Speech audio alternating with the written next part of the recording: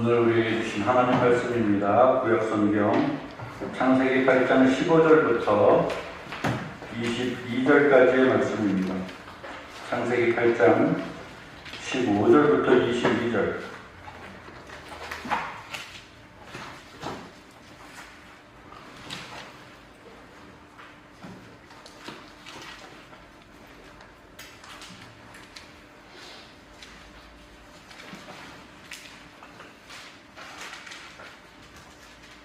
창세기 8장 15절부터 22절까지의 말씀을 한 절씩 교도하도록 하겠습니다. 제가 먼저 15절을 읽습니다. 하나님이 노아에게 말씀하여 이르시되 너는 내 아내와 내 아들과 너의 방주에서 함께 방주에서 나오고 너와 함께한 모든 혈육 있는 생물 곧 새와 가축과 땅에 기는 모든 것을 다 이끌어내라. 이것들이 땅에서 생육하고 땅에서 번성하리라 하시매 노아가 그 아들들과 그의 아내와 그 며느리들과 함께 나갔고 땅 위의 동물 곧 모든 짐승과 모든 기는 것과 모든 새도 그 종류대로 방주에서 나갔더라. 노아가 여호와께 제단을 쌓았고 모든 정결한 짐승과 모든 정결한 새 중에서 제물을 취하여 번제로 제단에 드렸더니 여호와께서 그 향기를 받으시고 그 중심에 이르시되 내가 다시는 사람으로 말미암아 땅을 저주하지 아니하리니 이는 사람의 마음이 계획하는 바가 어려서부터 악함이라. 내가 전에 행한 것 같이 모든 생물을 다시 멸하지 아니하리니 땅이 있을 동안에는 신과 공과 추위와 더위와 여름과 겨울과 낮과 밤이 쉬지 아니하리라. 아멘. 한 번 더 기도하겠습니다. 하나님 은혜를 감사합니다. 우리가 하나님 내전을 다시 한번 기뻐하며 감사하며 복된 날 거룩한 주일을 맞이하여 주님 전에 나와 하나님을 찬양하며 예배합니다. 우리 하나님 우리의 예배를 받아주시는 줄로 믿습니다. 특별히 이 시간 성령의 감동으로 기록된 주님의 말씀, 우리가 또한 성령의 감동으로 잘 깨닫게 하시고 이 말씀을 우리의 삶 가운데 잘 적용하며 실천할 수 있는 용기와 믿음도 허락하여 주시기를 원합니다. 이 시간 주의 영으로 함께하여 주실 줄 믿고 거룩하신 예수님의 이름으로 기도하옵나이다. 아멘. 할렐루야. 인사하겠습니다. 하나님은 당신을 사랑하십니다. 하나님은 당신을 사랑하십니다. 하나님은 우리 모두를 사랑하십니다. 하나님은 우리 모두를 사랑하십니다. 나도 당신을 사랑합니다. 나도 당신을 사랑합니다. 네. 진짜?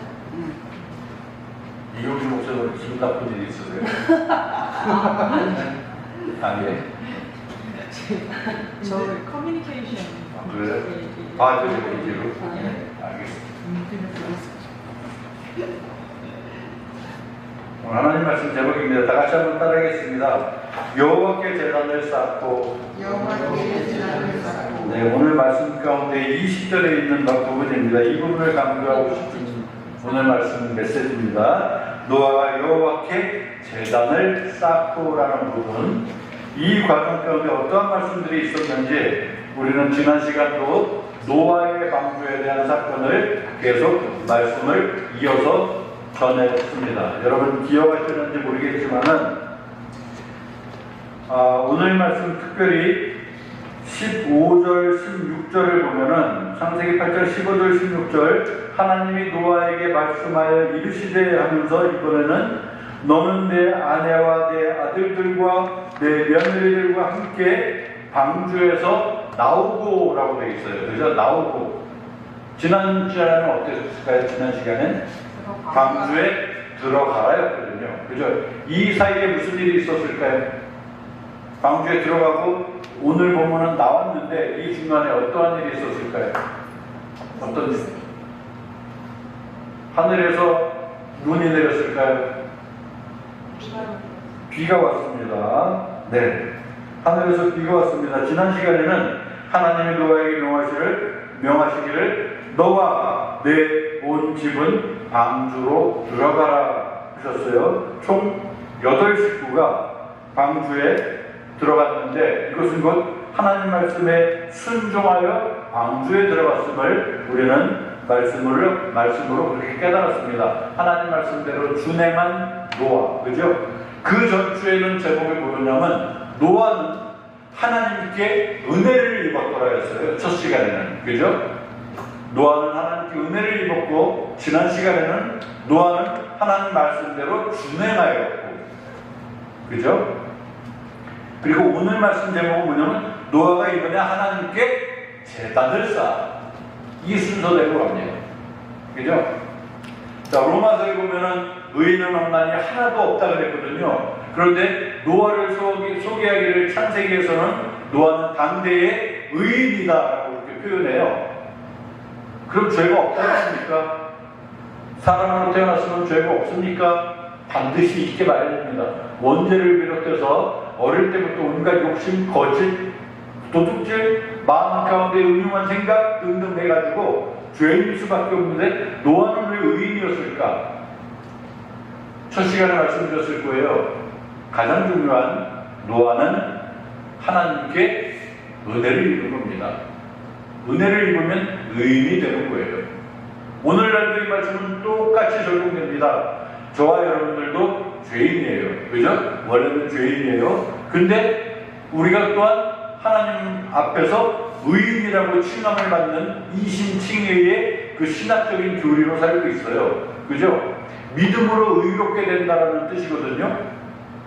원래는 죄인이지만, 열애 없는 죄인이지만 예수 그리스도의 십자가 사건으로 그 믿음으로 저와 여러분들이 의인이 되었다. 이것은 보통 지난 시간에도 말씀드렸듯이 하나님의 은혜로 된 것이다. 그죠? 노아가 하나님께 은혜를 입었습니다. 그죠? 저와 여러분도 하나님께 은혜를 입었습니다. 믿으십니까? 옆 사람하고만 인사하겠습니다. 당신은 하나님의 은혜를 입었습니다. 하나님의 은혜를 입었습니다. 네, 그렇게 믿으시기 바랍니다. 네. 자, 하나님이 노아에게 명하신 대로 이 중간 과정이 어떻게 됐냐면 암수 둘씩 해가지고 노아에게 나와 방주에 들어갔다라고 7장 9절 이하에 쭉 나와 있어요. 그 수많은 동물들이, 하늘에 나는 새들이 어떻게 암수 쌍을 지어서 그렇게 배에 들어갈 수 있었을까? 이거 말도 안 되지 않나? 잡으러 다녀도 바쁠 텐데, 그죠? 그런데 말씀을 자세히 보면은요, 암수 둘씩 노아에게 나왔다라고 기록되어 있어요. 7장 9절을 주목해 보시기 바랍니다. 암수 둘씩 노아가 잡으러 다녔다가 아니고요, 노아에게 나왔다. 이것은 뭐냐면 한 쌍, 두 쌍을 막 잡으러 다니는 그 수고가 없이 하나님의 주권 아래에서 동물들이 인도된 겁니다. 방주로.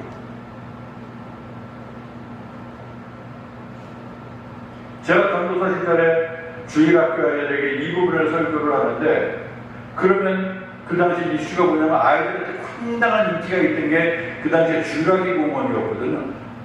전도사님, 공룡은 어떻게 들어간 줄 아세요? 그래요. 저는 멈칫했어요. 그 큰 공룡이 방주에 높이가, 공룡이 들어가는 높이가 될까? 더 큰 공룡도 있던데 쥬라기 공원 보면 어떻게 들어갔을까요? 맞추시는 분? 네? 어떻게 해요?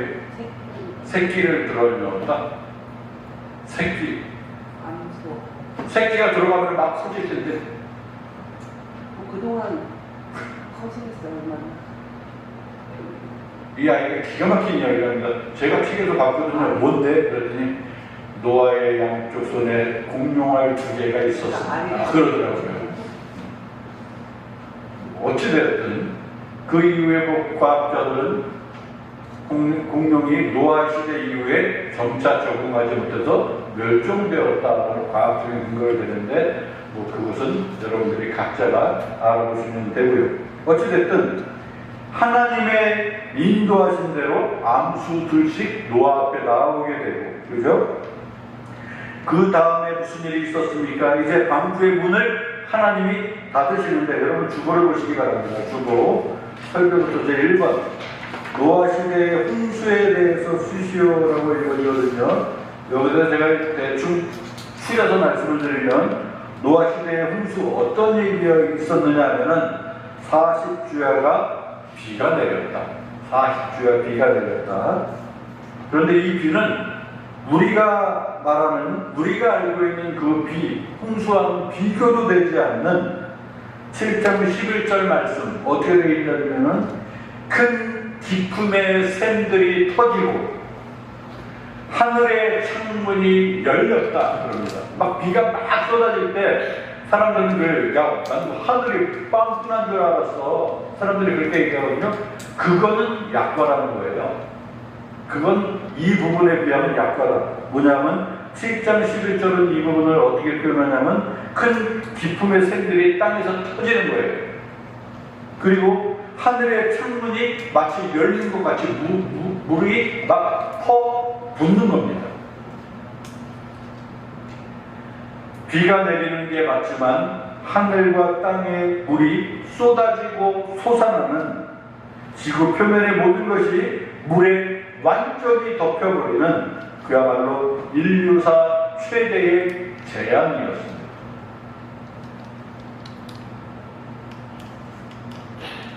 그 과정 가운데 우리는 설교로 주제 2번을 보겠습니다. 방주의 문을 닫으신 하나님의 섭리는 어떠한 것일까라고 되어 있거든요. 2번. 이번에는 7장 16절을 보시면 뭐라고 되어 있냐면요. 여호와께서 그들을 들여보내고 문을 닫으시니라 되어 있어요. 사람이 자발적으로 들어간 것이 아닙니다. 하나님이 그들을 들여보내시고, 그죠? 그들의 마음을 움직였든지 그들을 떠밀었든지 그들을 들여보내시고 문도 친히 하나님이 닫으셨다. 방주의 문을 닫으셨다. 이 부분은 어떠한 것을 뜻하느냐 하면은 이제부터는 하나님이 전적으로 그 방주를, 그 배를 주관하시고 남은 생명들, 방주 안에 있는 생명들을 보호하신다는 뜻이 담겨져 있는 것입니다. 어찌 보면 배에 갇힌 포로라고 생각할지 몰라요. 사람들은 노아와 가족과 동식물들이 그 방주 안에 들어갔을 때 무슨 생각을 했을까요? 그 문이 닫힐 때 무슨 생각이 있을까요? 저것들 뭐야? 저 안에 들어온 문도 아예 닫혀버리고 저 안에 갇혔네. 하늘은 이렇게 맑은데 뭐지? 불쌍해라. 이렇게 생각했을지도 몰라요. 어쩌면. 그런데 이제 그들을 들여보내고 문을 닫고 이제 하나님께서는 드디어는 하늘로부터 비가 오게 하시고 땅에서도 물이 솟아나게 하시는 것입니다. 그야말로 2번 방주의 문을 닫으신 하나님의 섭리는 무엇이냐 하면은 쉽게 말하면 이제 배에 갇힌 포로로 표현되는 그들이지만 사실은 참된 생명의 자유가 그 안에 있음을 표현하고 있다라고 말씀을 드리고 싶습니다. 그 다음 3번 문제를 보겠습니다. 이번에 괄호를 넣어놨어요. 물이 더 많아져. 무엇에 넘침할까요? 그 다음에 뭘까요? 땅. 적으십시오. 물이 더 많아져.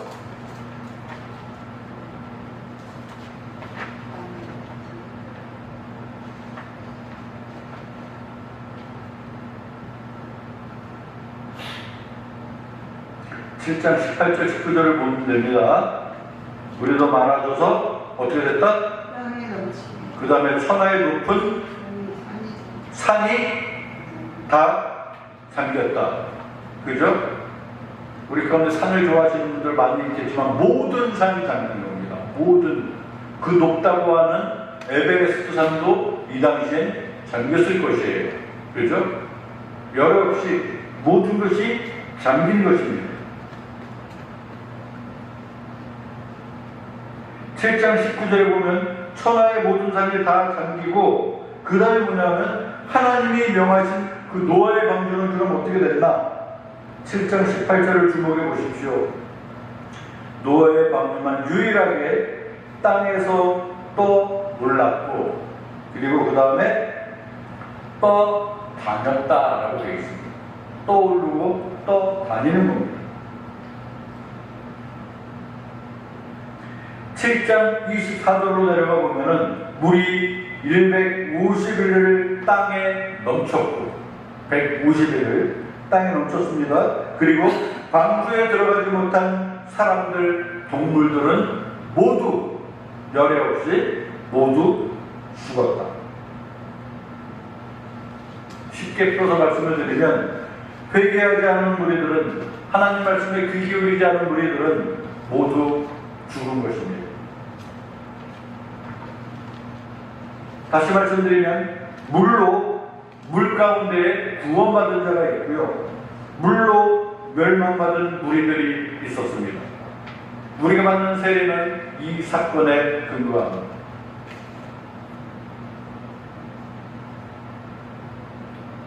그래서 8장으로 올라가 보면은 8장 3절에 물이 이제 점점 물러가고 150일 후에 드디어는 물이 줄어들기 시작했다라고 기록되어 있습니다. 특히 8장 1절을 보면은 노아와 들짐승 가축을 여호와께서, 하나님께서 기억하사라고 되어 있어요. 하나님이 방주 안에 있는 노아와 그 안에 있는 짐승들, 가축들을 기억하신 것입니다. 그래서 어떻게 되냐면 하나님이 바람을 땅 위에 불게 하셔서 물이 줄어들었고라고 되어 있어요.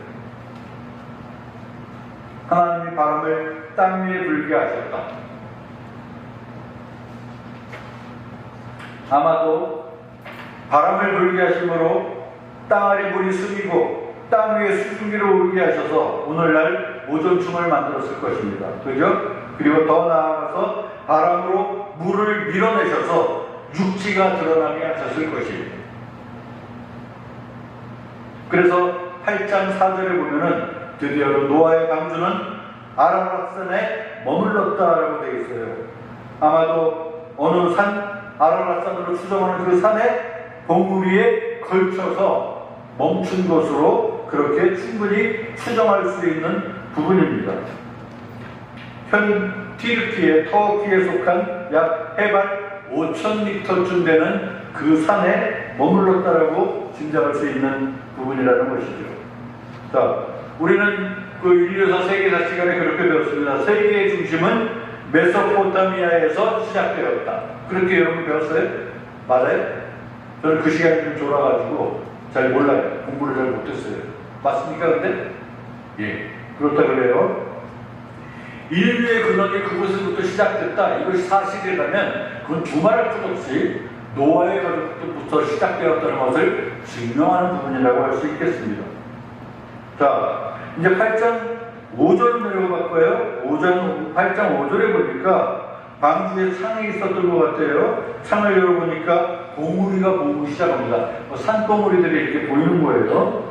노아와 가족들은 이제 직감했을 것입니다. 조만간 우리도 물이 점점 줄어드는 거 보니까 땅에 머물 수 있겠구나라는 소망을 갖게 됩니다.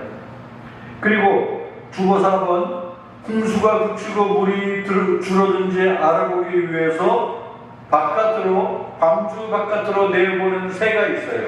그죠? 바깥으로 새를 날려보냅니다. 맞아요, 들려요? 그 이야기 들었죠? 어떤 새를 날렸을까요? 비둘기. 맞습니다. 또 제일 처음에 까마귀부터. 그죠? 자, 까마귀를 날렸는데 어떻게 됐습니까? 어떻게 됐어요? 8장 7절을 보니까 40일이 지나서 까마귀를 내어놓았는데 말씀에 보면은 물이 땅에서 마르기까지 날아서 왕래하였다 그랬습니다. 돌아오지도 않고 왕래하였다. 죽은 건 아니에요. 그죠? 그래서 크리스천들은, 특히 유럽이나 미국에 있는 크리스천들은 이 까마귀를 신성한 새로 취급합니다. 이 말씀을 근거로 해서. 우리나라는 까마귀를 어떻게 취급합니까? 어떤? 불은, 그죠? 그 차이가 있어요. 그래서 까마귀를 보더라도 여러분들 뭐 그 불은 그런 거 생각하지 마세요. 다 근거 없는 얘기고, 그죠? 오히려 우리는 성경에 근거한다면 까마귀는 저렇게 해서 어떻게 살았을까? 그 신비함을 한 번쯤 다시 한번 상상해보고 하나님 은혜에 감사하는 그런 새로 생각하시면 될 것 같습니다. 자, 땅에서 나르기까지 날아왔던 까마귀, 그리고 그 다음 비둘기를 내어보냈는데 비둘기가 처음에는 발붙일 곳을 찾지 못하고 방주로 돌아왔다 그럽니다. 그죠? 여러분, 하늘에 나는 비둘기와 하늘에 나는 까마귀를 여러분 본 적이 있으시죠? 보면 우리가 봐도 충분히 짐작할 수 있는 건 뭐냐면 까마귀는 장시간을 날아도 될 것 같은 모습이 보여요. 그죠? 근데 비둘기는 장시간 날지 못하는 것 같아요. 딱 봐도. 금방 빨리 머물 곳을 찾습니다. 그죠?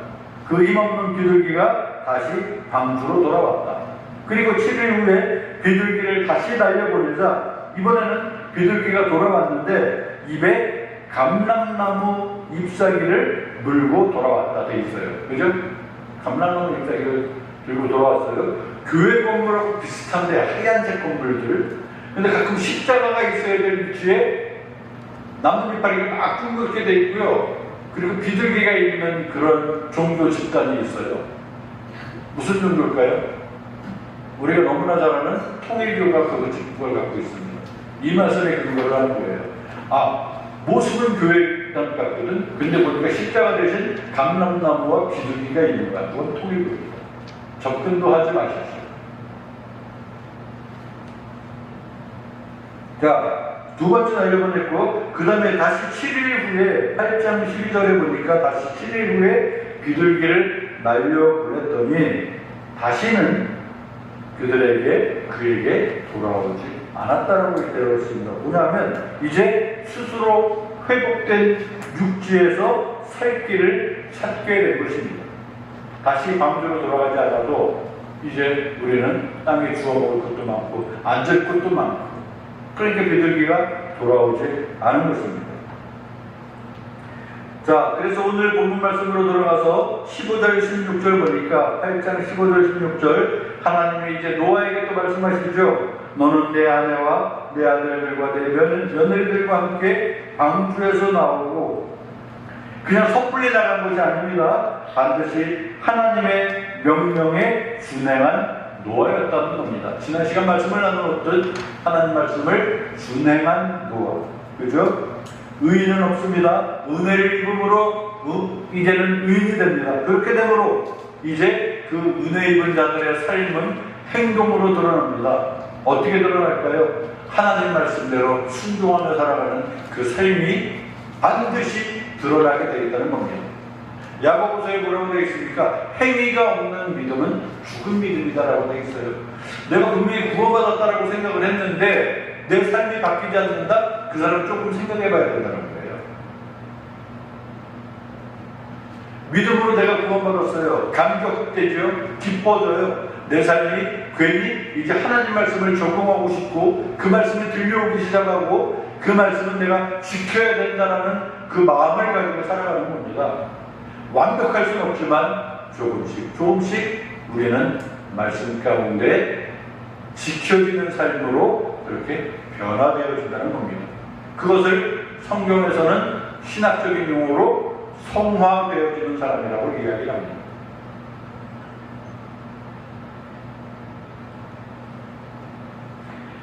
자, 말씀을 준행하는 노아 17절을 보면은 이제 너와 함께한 모든 혈육이 있는 생물, 새, 가축, 땅에 있는 모든 것을 다 이끌어내라는 하나님 말씀이 있고요. 그리고 하나님이 이번에 명령하시는데 땅에서 생육하고 땅에서 번성하리라라고 하나님께서 선포하십니다. 그러면 그렇게 되는 거예요. 그죠? 암수 한 쌍, 두 쌍 적음을일지라도 하나님이 땅에서 번성하리라 라고 말씀하시면 이제 만물이 이 동물들이 그렇게 마음껏 번성하는 것입니다. 그리고 18절에 보니까 노아가 그 아들들과 그의 아내와 그 며느리들과 함께 말씀에 준행하여 나아왔다 되어 있고요. 19절에 보니까 이번에는 땅 위의 동물 곧 모든 짐승과 모든 기는 것과 모든 새도 그 종류대로 방주에서 나왔더라 라고 되어져 있어요. 하나님 말씀대로 그렇게 되는 것입니다. 그 다음에 오늘 가장 중요한 5번 설교로 또 5번을 보십시오. 노아와 가축 그리고 동물들이 방주에서 나와 제일 먼저 행한 것은 무엇인가? 제일 먼저 행한 것 무엇입니까? 우리 다 같이 20절을 들어가겠습니다. 8장 20절 함께 읽습니다. 시작. 노아가 여호와께 제단을 쌓고 모든 정결한 짐승과 모든 정결한 새 중에서 제물을 취하여 번제로 제단에 드렸더니 네, 노아가 여호와께 제단을 쌓고 여호와께 제단을 쌓았다. 무슨 뜻일까요? 제단을 쌓았다. 예전에 제가 한번 말씀드렸습니다. 제단을 쌓았다는 것은 오늘날 말로 바꾸면은 워십입니다. 하나님께 예배합니다. 제단을 쌓았다. 앞으로 여러분들은 구약성경을 보면서 제단을 쌓았다는 이야기를 많이 들으실 겁니다.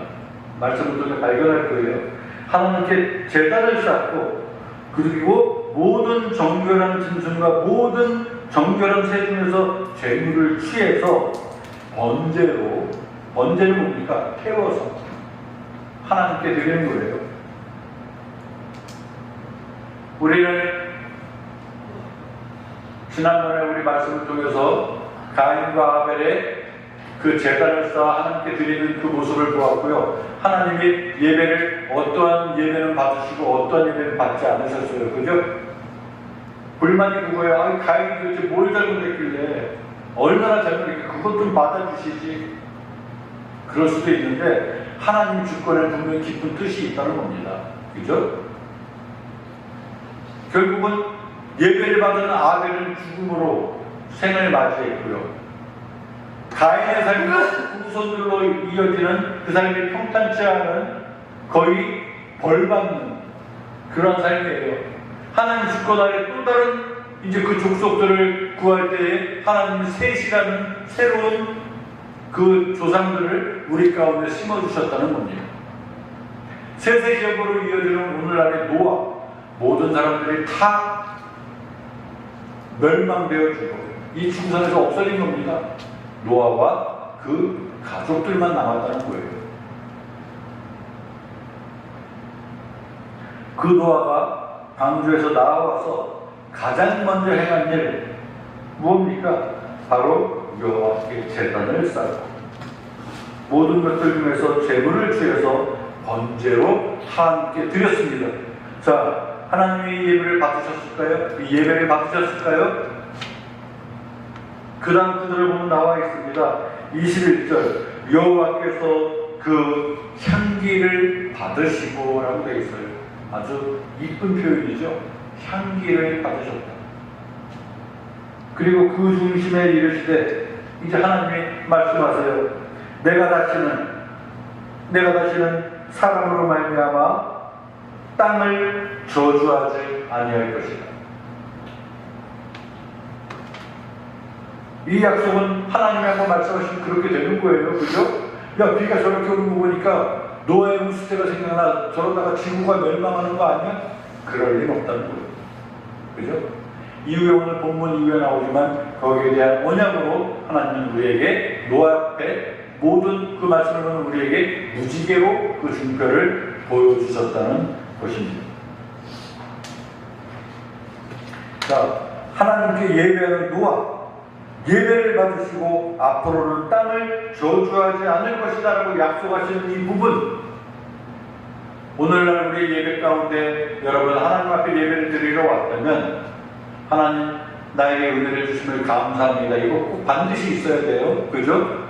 그리고 하나님 내가 하나님 말씀대로 내가 준행하며 살겠습니다라는 그 결심이 예배 가운데 있어야 합니다. 그렇죠? 그렇게 함으로 내가 오늘 하나님 앞에 이렇게 예배하러 왔어요. 이런 겁니다. 그 뜻을 더 이렇게 높이고자 우리는 또 예물도 그렇게 드리는 것입니다. 시편 103편 13절에 보면은 뭐라고 되어 있느냐면 시편 103편 13절 아버지가 자식을 긍휼히 여김 같이 여호와께서는 자기를 경외하는 자를 긍휼히 여기시니라라고 되어 있습니다.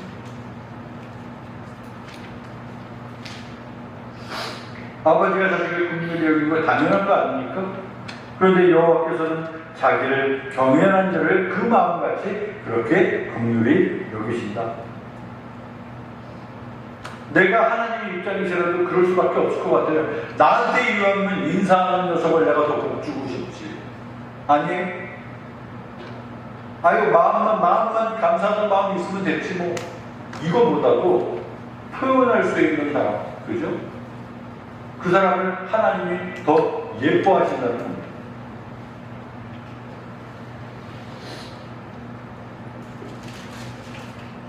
그 다음 구절로 넘어갑니다. 이제 22절에 보니까 회복되어지는 지구촌이 보입니다.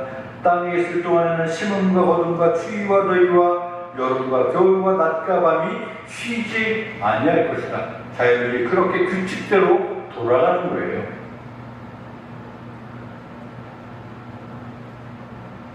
하나님이 자연의 법칙을 정하셔서 정상적으로 운영하실 것을 노아와 대표되는 그 가족들에게 약속하신 겁니다.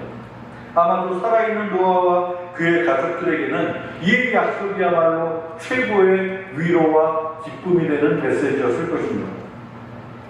그래서 오늘 본문 그 다음 구절을 보면은 이제 하나님이 뭐라고 되어 있냐면 9장 1절 어디서 많이 보던 구절이 9장 1절에 또 비슷하게 그렇게 선포되어 있어요.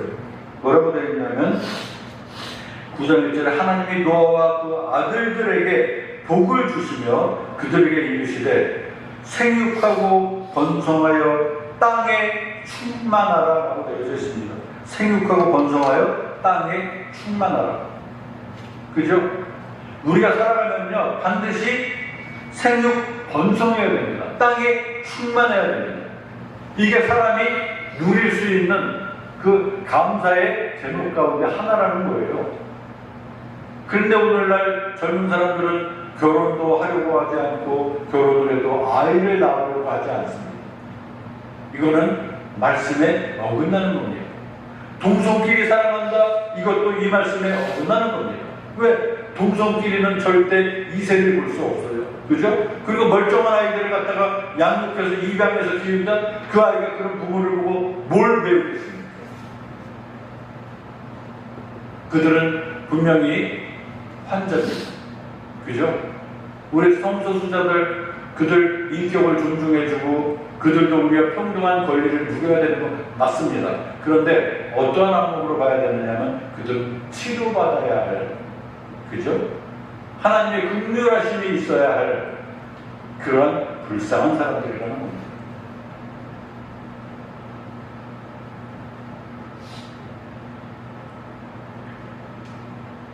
한마디 더 붙이자면 여러분들 하나님 앞에 회개해야 될 것이 뭐냐면 아이를 둘 이상 안 낳았으면 회개해야 돼요. 왜냐하면 예수 믿는 사람이 이어지려면 그죠? 부모가 예수를 믿어도 둘은 낳아야 번족이거든요. 그런데 이 통계로 따지면 셋을 낳아야 된다는 거예요. 왜냐하면 예수 믿는 가정에서 태어나도 셋 중에 하나는 결국 예수를 안 믿는데요.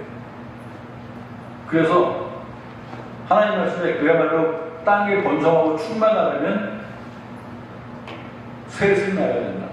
여러분 우리가 이 나이에 더 애를 낳긴 틀렸지만 우리 자녀가 결혼을 해서 우리는 어떻게 할까라고 혹시 부모에게 물어본다면 최소한 기본 셋만 낳아라고 그렇게 권유하시는 여러분들이 되셨으면 좋겠습니다.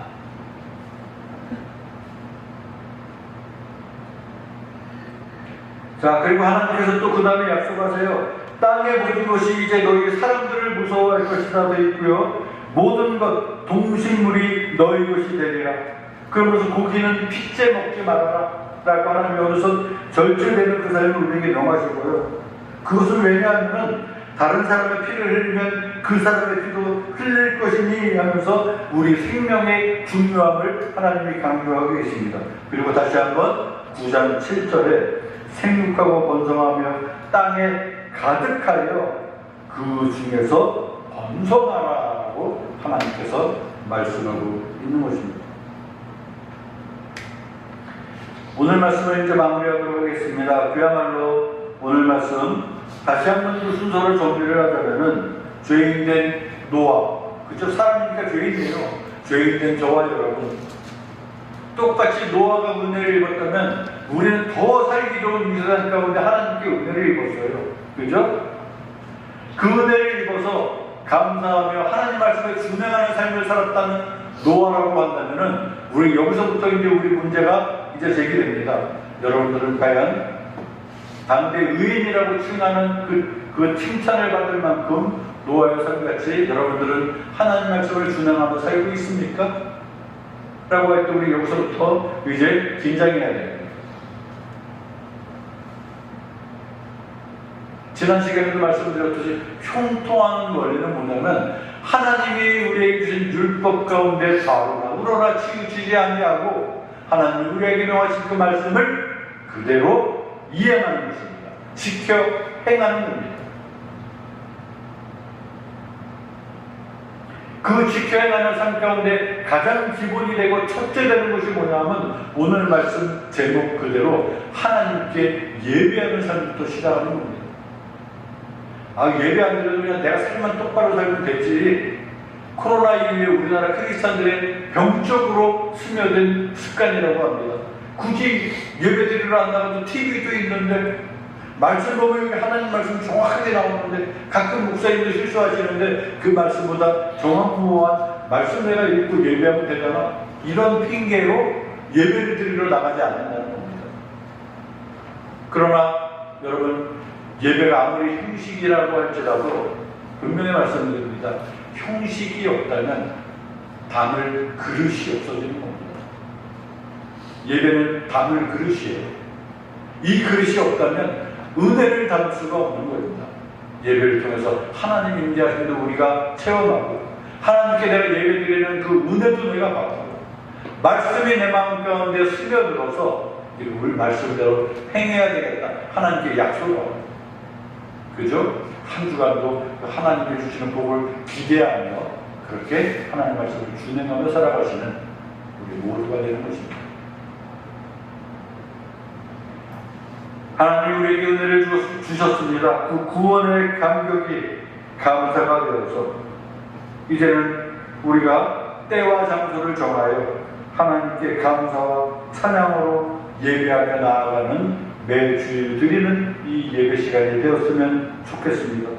그 어떤 이유에도 감사를 주하는 사람들이 되고 우리를 더 사랑해 주시는 하나님의 은혜를 마음껏 체험하며 그야말로 구약시대에 노아 시대에 제단을 쌓았다는 말씀 그대로 구원받은 우리의 그 은혜의 근원 우리 하나님만을 높이고 고백하며 찬양하고 인사 예배하는 저와 우리 모두가 되시기를 주의 이름으로 부탁드리겠습니다. 한번 기도하겠습니다.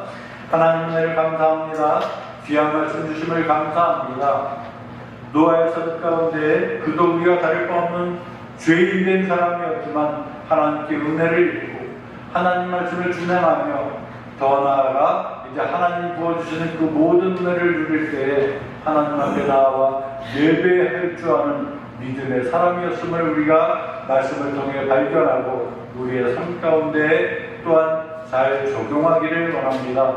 우리에게 은혜 주심을 감사하며 말씀 주심을 또한 우리가 잘 깨달아서 말씀대로 준행하는 우리 홍대 우리 교회 교우들 될 수 있도록 도와주시되 무엇보다 예배에 소홀하지 않고 영과 진리로 주님 앞에 나아가 하나님을 찬양하며 예배하는 믿음의 사람들 될 수 있도록 우리 하나님 복의 복을 덧입혀 주시기를 원합니다. 우리에게 귀한 말씀 주심을 감사하며 예수님의 이름으로 기도하옵나이다. 아멘.